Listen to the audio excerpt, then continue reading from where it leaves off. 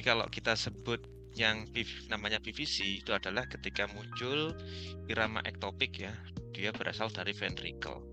Cirinya gampang sekali. Jadi kalau kita lihat ini irama sinus ya, ada PQRS dengan QRS sempit ya, PQRS kemudian muncul QRS lebar yang muncul lebih awal dari yang seharusnya.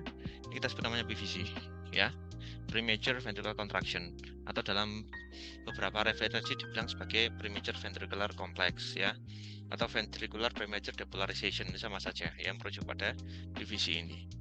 Baik, jadi kalau kita berbicara masalah PVC, kita bisa menggolongkannya menjadi univokal atau multivokal. Univokal itu artinya apa? PVC-nya itu asalnya sama, dari tempat yang sama. Maka ketika kita melihat suatu strip EKG, terutama lead 2 panjang ya, yang biasa kita gunakan untuk mengevaluasi irama pada monitor ya, ketika kita dapatkan PVC yang morfologinya selalu sama, kita sebut yang kita namakan univokal PVC ya, sumbernya sama. Tetapi kalau kita dapat PVC dengan morfologi berbeda-beda ya, ada 2 atau lebih, kita boleh sebut ini multivokal PVC. Artinya dia berasal dari banyak tempat ya, nggak di satu tempat saja ya. Kemudian kalau kita bicara lebih jauh tentang PVC ya, kita akan mengenal ada PVC yang kita sebut namanya interpolated PVC ya. Jadi kurang lebih mekanismenya seperti ini. Jadi kalau kita menganalisis irama jantung, paling enak kita pakai leadogram ya, seperti yang tertera di bagian bawah ini. Jadi kolom ini merujuk pada atrium, AV node, kemudian ventricle. Jadi kalau kita lihat dari sini, kita lihat di sini bahwa 3 bit pertama ini ada bit 2, 3, 4 ini adalah sinus ya. Irama dari sinus, kemudian ke AV node, kemudian ventricle ya. Nah, kemudian muncul PVC di sini, tandanya apa? QRS yang lebar dan aneh. Nah, PVC ini kebetulan dia berhadapan dengan irama sinus pada bit berikutnya yang sudah memasuki daerah AV node ya, sehingga makanya PVC-nya nggak bisa diteruskan ke atrium ya. Dan ventricle teraktivasi kemudian pada irama yang sinus ini ya, sehingga kalau kita dapatkan PVC yang terjepit ya di antara 2 RR normal seperti ini kita sebut namanya interpolated PVC ya.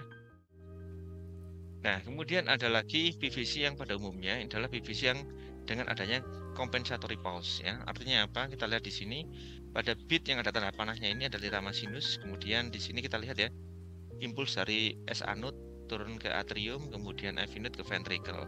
Di sini terjadi PVC ya, QRS lebar, muncul aneh, kemudian di sini terjadi pertabrakan ya antara PVC dan irama sinus ya, sehingga irama sinus tidak diteruskan ke bawah ya, tertabrak oleh PVC-nya ya.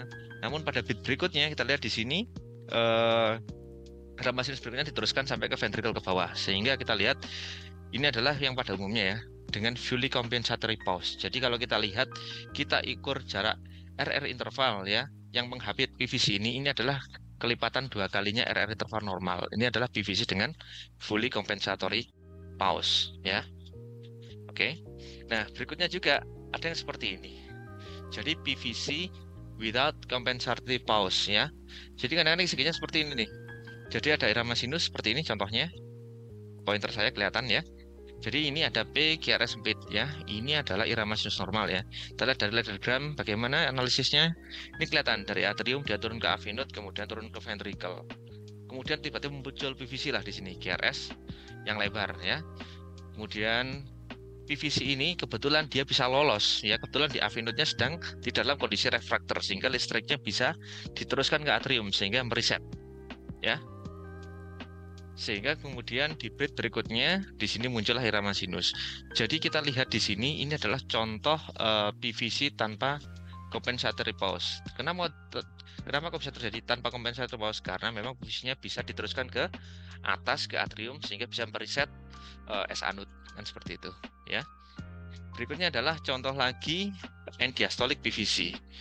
Ini yang kadang-kadang kita sulit bedakan ya antara ini benar PVC atau suatu aberrant conduction ya. Jadi kurang lebih seperti ini mekanismenya. Jadi kita lihat di sini irama sinus ya. Kemudian ada irama sinus, ada PVC ya. Nah, kebetulan di sini impulsnya bertabrakan ya. Dan bertabrakannya pas di end diastolik ya. Yang seharusnya QRS sinus muncul di sini dihantam oleh PVC-nya di sini ya.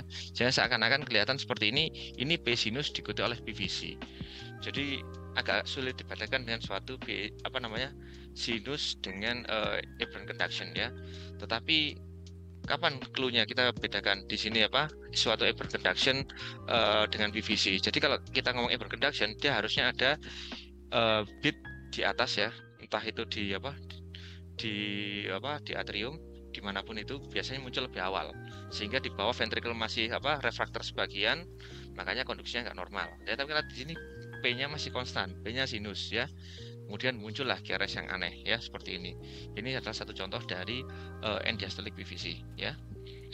Nah, kemudian kalau kita ngomong PVC, kita juga harus menghitung seberapa sering PVC itu ya. Jadi kalau dia ada irama normal 3 kemudian 1 PVC, kita sebut namanya quadrigemini. Kalau ada 2 normal kemudian 1 PVC, sebut namanya trigemini. Kalau normal PVC yang kita sebut sebagai bigemini ya. Jadi logikanya kalau semakin bigemini maka lebih sering PVC-nya ya. Seperti itu ya.